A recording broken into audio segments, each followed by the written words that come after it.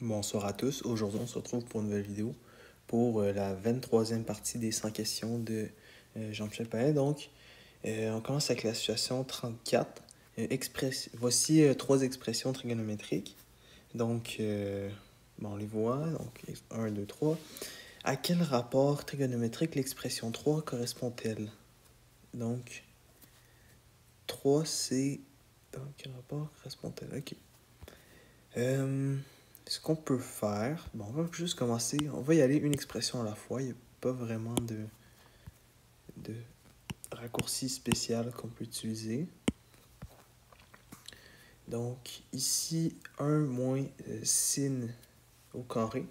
Donc on sait que cos au carré plus θ au carré plus sin θ au carré.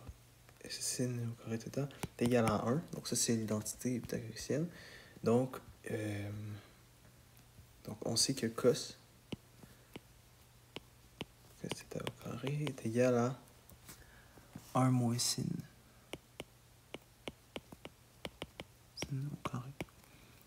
Donc c'est ça qu'on va utiliser. Ok, on peut utiliser ça, mais je vous propose d'y aller à quelque chose de différent. Donc moi je trouve que c'est quelque chose de plus rare, qu'on utilise moins souvent dans ces cas-ci, mais qui peut être vraiment utile. Si on regarde le dénominateur, on voit qu'on a 1 moins sin tout court. Et en haut, au numérateur, on a 1 moins sin au carré. Donc c'est comme si on avait a à la 2 moins b à la 2 divisé par a moins b. Eh bien, on sait en fait que ça, c'est une identité. Ça va faire a moins b sur a plus b divisé par a moins b. Donc, on va se retrouver avec a plus b.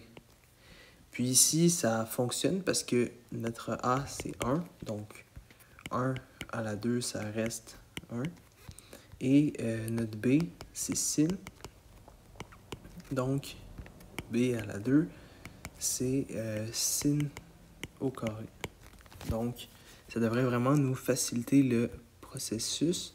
Donc, on va faire ça. 1 moins sin.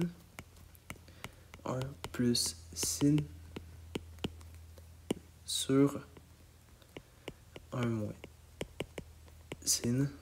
Donc, comme on avait prédit, ça va nous donner 1 plus sin. Ok.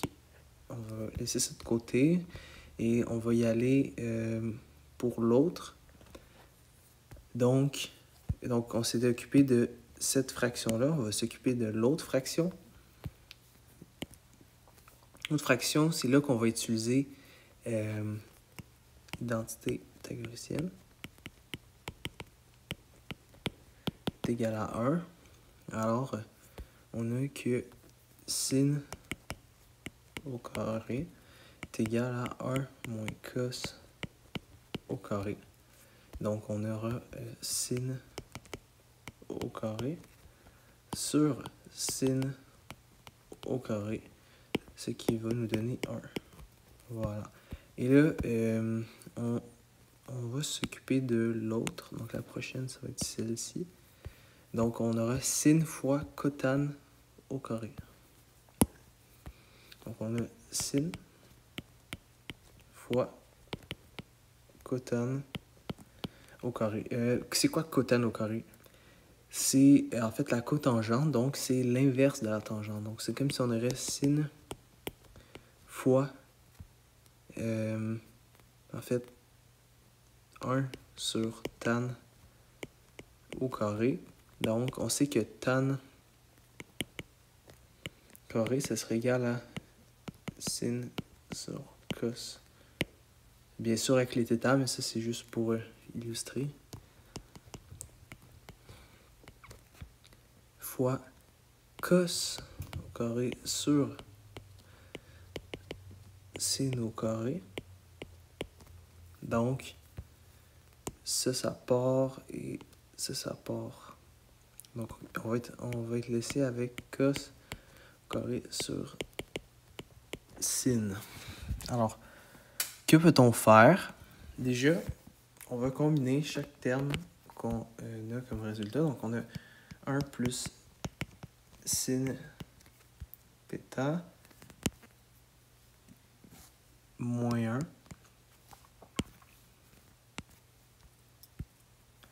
plus cos au carré sur sin. Donc, c'est bel et bien ça.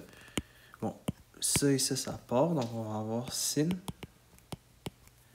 plus cos au carré sur sin. Donc, on va multiplier par sin en haut et en bas pour arriver au même dénominateur, donc pour pouvoir additionner la fraction. Voilà. Puis, on a le droit, parce que si on simplifierait, ben, ça donnerait 1. Donc, c'est comme si on n'a pas changé l'expression. Donc là, on va avoir sin fois sin. On sait que c'est sin au carré plus cos au carré sur sin. Donc, en fait, ça, c'est l'identité qu'on préfère. Donc, c'est 1. C'est l'identité pythagoricienne. Donc, 1 sur sin θ. Et ça, normalement, c'est coséquente. Cosec. Ou les gens écrivent aussi CSC pour coséquente. Est égal à M. Voilà. Donc ça, c'est bon pour la première expression. Voilà. Oups. Il est un peu trop loin. OK.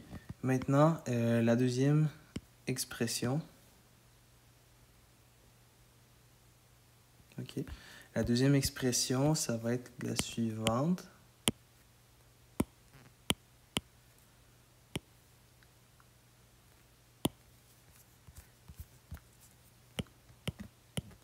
Puis celle-là, on va y aller de manière plus conventionnelle. Parce que ce que j'ai fait pour celle-là, c'est que j'ai traité chaque terme, donc fraction 1, fraction 2 et ce terme ici. J'ai traité chaque terme séparément, puis je les ai combinés à la fin, mais c'est possible de les faire en même temps, comme par étapes. Donc, voilà. Donc ici, on a 2 tan au carré. Donc, plus 3 tan plus 1 divisé par 2 tan plus 1 moins 1.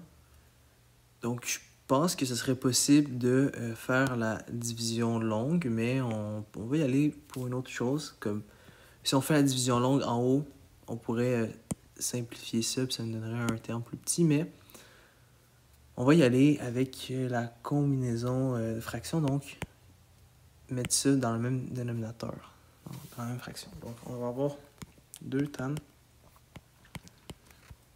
plus 3 tan plus 1 sur 2 tan plus 1 moins 2 tan plus 1 sur 2 tan plus 1. Puis divisé par sec, donc c'est comme si on faisait diviser par 1 sur cos. Donc c'est comme si on va multiplier par cos en fait. Donc on va faire ça tout de suite. OK. On va avoir 2 tan plus... bon, ici, 3 tan moins 2 tan, donc ça va faire plus tan. Et on a 1 moins 1, donc 0. Donc, divisé par 2 tan plus 1 fois cos. Ici, on voit bien que on est en train d'obtenir quelque chose qu'on veut. Donc, on a tan, on va le sortir. On va garder 2 tan plus 1 sur 2 tan plus 1. Ça et ça part. Donc, fois cos. Alors, on se retrouve avec tan fois cos, ou bien sin sur cos fois cos. Alors, cos et cos y partent, donc on a sin. Voilà, donc n est égal à sin. Donc, relativement simple. Rien d'incroyable. Bon. Ensuite, pour la prochaine expression,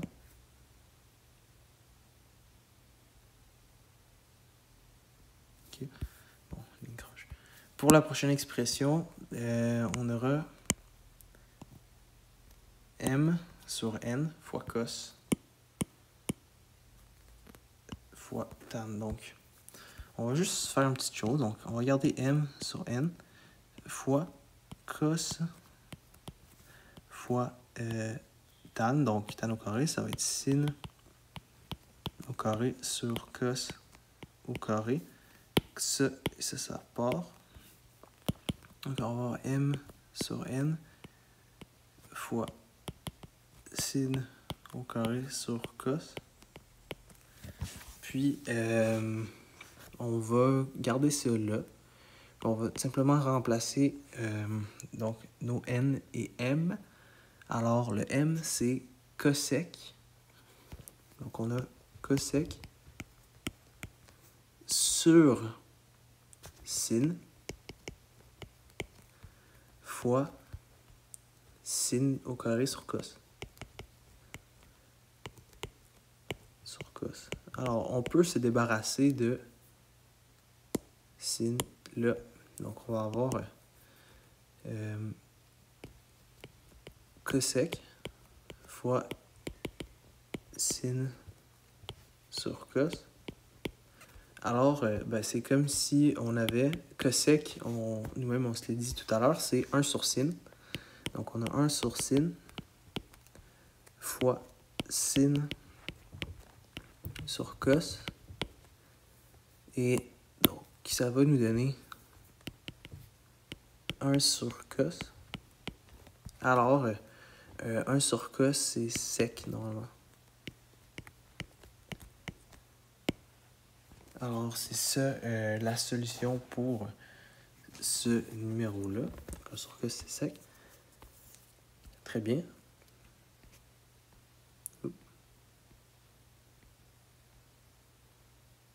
Voilà. Numéro 35. Situation 35. Donc, considérons la fonction définie par partie f et la fonction rationnelle g qui possède les caractéristiques suivantes. La règle de la fonction f est fx est égal à racine de moins x plus 4 plus 1 si x est entre moins 5 et 4. Et donc, la deuxième partie, ça va être moins log en base 2 de x moins 2 plus 2, donc de 4 à 10. Le zéro de la fonction g est le même que celui de la fonction f. La valeur initiale de la fonction g est la même que celle de la fonction f. Donc, l'équation de l'asymptote verticale de la fonction g est x est égal à 4. Quelle est l'équation de l'asymptote horizontale de la fonction g? OK. Première chose qu'on va faire, c'est se faire une esquisse. Parce que pour les fonctions définies par partie, quand on cherche à l'analyser, donc on fait de l'analyse dessus parce qu'on nous demande ici le 0 de f et initial de f, ben, il va falloir savoir ça tombe sur quelle règle. Est-ce que ça va tomber sur... On pourrait faire les deux. On pourrait faire les deux, donc mettre ça égal à 0 résoudre, mettre ça égal à 0 résoudre. Mais si on veut être plus efficace, c'est mieux de faire une esquisse de 1 et de 2 pour certaines fonctions, ben, comme les fonctions ici racine carrée. Ça peut quand même nous donner une réponse pour le 0, mais le 0 en fait n'existe pas quand on regarde à l'esquisse. Donc on va faire l'esquisse. Donc ici, la valeur initiale, c'est quand x vaut 0. Donc, ça, on sait que ça va être avec la première partie de la fonction. Donc, ça, c'est correct. Mais on va quand même faire l'esquisse. Alors, on se prend un point. 0, 0.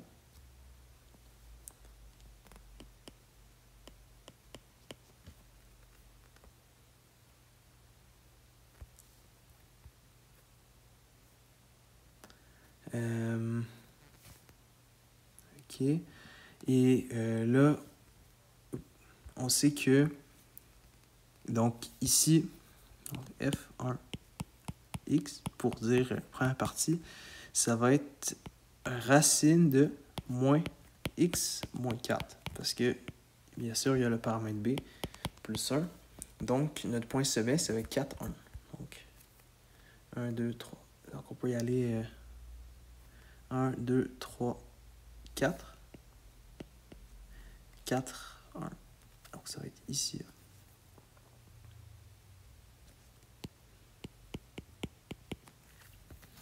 OK. Ensuite, on peut faire ça. Donc, F1, 0. Ça va être racine de moins 0, moins 4, plus 1. Donc, on sait que ça va être racine de 4 plus 1. Donc, ça va être 3. Ça, c'est le point 3. Donc, 1, 2, 3, ça tombe bien, c'est juste ici.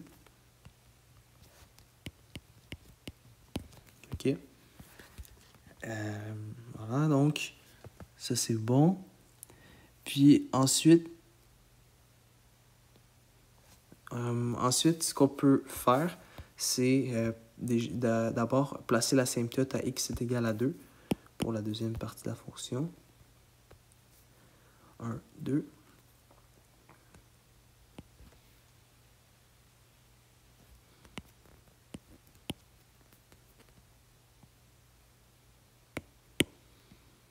Voilà, ça c'est notre asymptote. Et donc, ça c'est... Ça va être le look. Après. Pas exactement, mais... Ouais, ça ressemble plus à ça. Ça c'est la fonction, ça c'est la partie de la fonction qui est racine carrée. Puis ensuite, on a la fonction logarithme qui, en fait, va être définie à partir de x égale à 4. Et qui devrait... Parce que concrètement, elle serait comme ça. Mais elle est seulement définie à partir de x égale à 4. Donc, pas obligé d'aller aussi loin.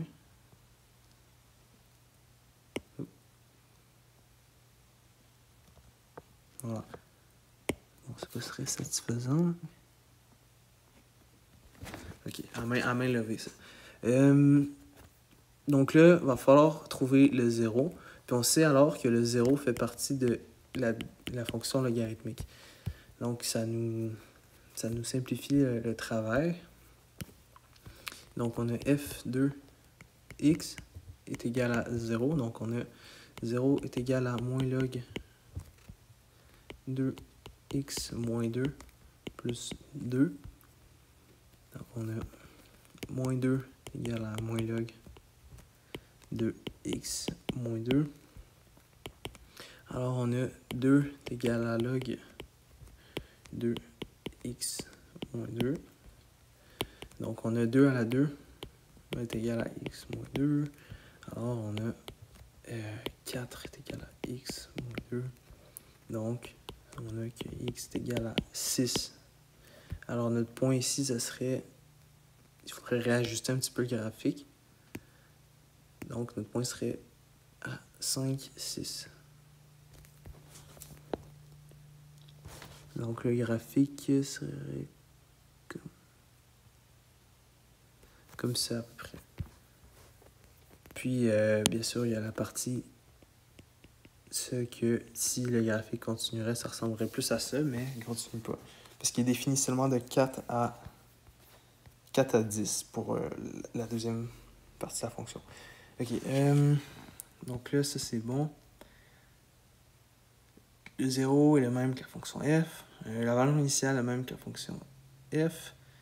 Donc, quelle est l'équation de l'asymptote horizontale? Donc, on a l'asymptote verticale. Donc, d'abord, on va poser notre fonction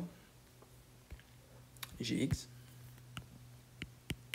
Ce serait égal à a sur x moins h plus k.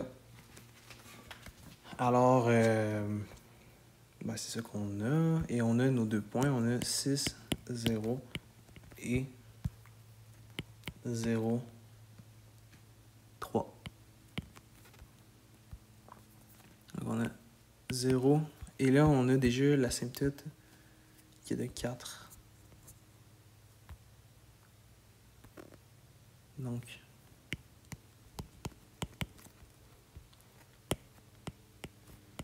c'est 4. Et le cas qu'on ne sait pas. OK. 0 est égal à A sur... donc, 3 moins 4 plus K. Alors, on a K est égal à... K est égal à 1 tiers. J'ai juste mixé mes points. Donc, ici, ça, c'est 6. C'est égal à moins 1 demi A. Équation 1. Pour l'équation 2, on a 3 est égal à A 0 moins 4 plus K. Alors, on a K est égal à... donc, 0 moins 4, 1 sur... Donc, on a moins 1 quart. On envoie ça à l'autre bas, ça devient 1 quart. Quart A plus 3. Équation 2. Donc, moins 1 demi A est égal à 1 quart A plus 3. Alors, on a moins 1 demi moins 1 quart. Et donc, on a moins 3 quarts. A est égal à 3. Alors, A est égal à 4. Et pour le cas, on a moins 1 demi fois 4. Alors, K est égal à 2. Il y a un moins ici, c'est moins 4. Puis ici, ça, c'est comme ça. Donc, ouais, K est égal à 2.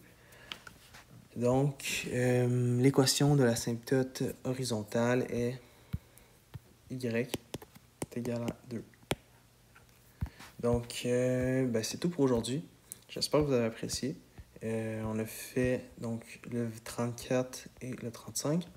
On se retrouvera demain pour une nouvelle vidéo. On va commencer par le 36 demain. Donc, j'espère que vous avez apprécié. Puis, bonne soirée. Merci.